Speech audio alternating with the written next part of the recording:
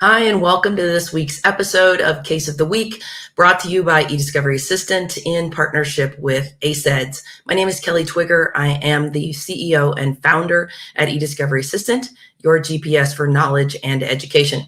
Thank you so much for joining me this week.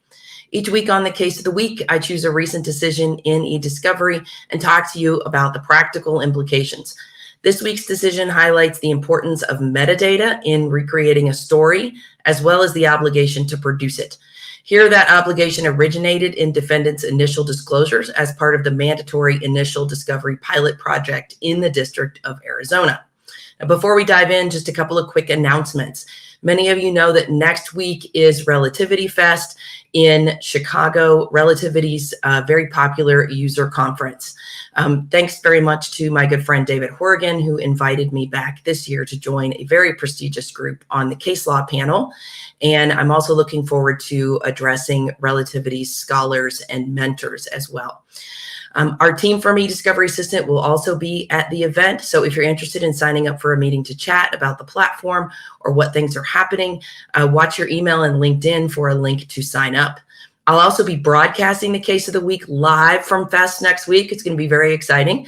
That'll be on Wednesday, the 25th, Wednesday, September 25th at noon Central Time. So a little bit different timing than our usual Tuesday morning. If you'll be at Fest, please stop down to pop in on the broadcast. All right, let's dive into our case for this week. Our case this week comes from Moore versus Garnand. This is a decision from July 3rd, 2024 from United States Magistrate Judge Michael Ambri. Judge Ambri has 3 decisions in our eDiscovery Assistant database. The issues for this case, as always, include photograph, initial disclosures, manner of production, cost recovery, sanctions, metadata, and failure to produce. So the facts before this case, facts of this case. We are before the court on a motion to compel for sanctions and for attorney fees and costs brought by the plaintiffs. Apparently, I forgot my voice this morning. In the underlying 1983 action, the plaintiffs, who are the Moores, claim that their constitutional rights were violated when the defendants obtained and executed 2 search warrants in connection with an arson investigation into the destruction of an apartment building on June 8th, 2017. The first warrant sought DNA and other personal effects and was executed on June 9th, a day after the fire at their residence. And the second warrant for financial documents was executed on June 14th at their place of business. The plaintiffs claimed the warrants were not supported by probable cause and contained misrepresentations and omissions. According to the plaintiffs, the defendants disclosed hundreds of photographs taken during the warrants, the seizures, in 3 categories. Those taken the night of the fire, of the search and seizure on June 14th at their business, and taken the same day during the June 9th warrant execution at their home. When defendants disclosed the photos, they did not disclose the accompanying metadata with the photos. The Moores argued that the metadata contained date and time information for the photographs that would help them reconstruct the sequence of events taken by the Tucson Police Department during their investigation, which is information that, quote, the witnesses have forgotten. The plaintiffs moved to compel the metadata and argued that it should have been disclosed at the beginning of the case under the mandatory initial discovery pilot project. That project requires each party to disclose ESI as part of its initial disclosures. The court also noted that many of the photographs were originally disclosed as a result of a separate state civil action that the Moores brought pursuant to the Arizona Public Records Act. Defendants made 2 arguments in opposition to the motion to compel. First, that the plaintiffs waited too long to make the argument as a, quote, strategic decision. And second, that the metadata was not necessary to understand the sequence of events because the department had filled out placards and took photos of them to indicate the beginning of time for every specific group of photos. So what is the court's analysis here? The court rejected both of defendants' arguments and found that the metadata should have been produced as part of the defendant's initial disclosures and granted the motion to compel. No real surprise there. In doing so, the court stated that, quote, the metadata appears to be relevant and should not be too difficult to retrieve, assuming the Moores are correct and the metadata is attached to the images stored in the Tucson Police Department computer system, close quote. The court also found that the placards were not a substitute for the metadata. While the placards supplied some information from where and when each group of photos was taken, they did not reveal the actual sequence of events that took place during the investigation. The court granted the motion to compel and required production of all of the metadata, but did not find that sanctions were appropriate or award costs on the motion. So two separate issues. So what are our takeaways? Well, if you caught my off the cuff from last week, this case falls directly in line with my thoughts from that discussion.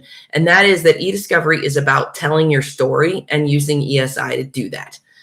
I think what so many folks forget or don't focus on is that when we had only paper, there was so much less written down and so much more was open to interpretation or reliance on witness testimony. And we all know that witness testimony is prone to loss of memory as well as bias, and where ESI is really cold, hard fact. That's why metadata is so important and why I advocate for it regularly. And if you are just trading images or PDFs without that metadata, you are missing out on leveraging the ability to use the facts of that metadata to tell your story. Here, the plaintiffs wanted the metadata to tell the exact story of what was done when, and those kind of specific details are going to be very hard for a witness to recall accurately after a period of time. The data is going to be much more reliable, and it's also going to be much harder to cross-examine. Don't forget the metadata. Every type of ESI has metadata, but the fields that exist vary depending on the source. Know what fields exist that you can use to tell your story. It's pretty simple. You can Google it. What are the metadata fields for X? I will say this, if you want metadata as early as possible so that you can use it to examine all aspects of the witness testimony and the story you can put together, you need to ask for it up front. Make sure you're getting it in an ESI protocol. Make sure you're asking for it in your request for productions. Be specific about what you're asking for. List the fields of metadata for each source of ESI that should be responsive to your requests. In order to be able to use that metadata to tell a story, you need to ask for it as early as possible. But as in this case, better late than never, right? So get the metadata, be able to leverage it. I'm telling you, once you start looking at what's available there, you'll understand how you can use things factually to put a story together. But you've got to do it. You got to get into the game here with the data. Now, plaintiffs here ask for sanctions as a violation of Rule 37B, which requires a violation of court order, and not 37C, which provides for sanctions for the failure to provide ESI in initial disclosures under Rule 26. The court did not undertake any analysis with regard to sanctions, really likely finding, without saying so, that turning over the data was sufficient to cure the error. Now, that's a good result and it makes good law. But the point I want you to take away here is you need to understand what the different sections of Rule 37 are and what sanctions are available under each. The appropriate section here to argue about as a result of the failure to provide these on initial disclosures was Rule 37C. Now, most courts will do an analysis under Rule 37, even if you don't argue the right section, but it's better to argue the right section and provide the basis for that section and all the elements that the court needs to undertake that sanctions analysis.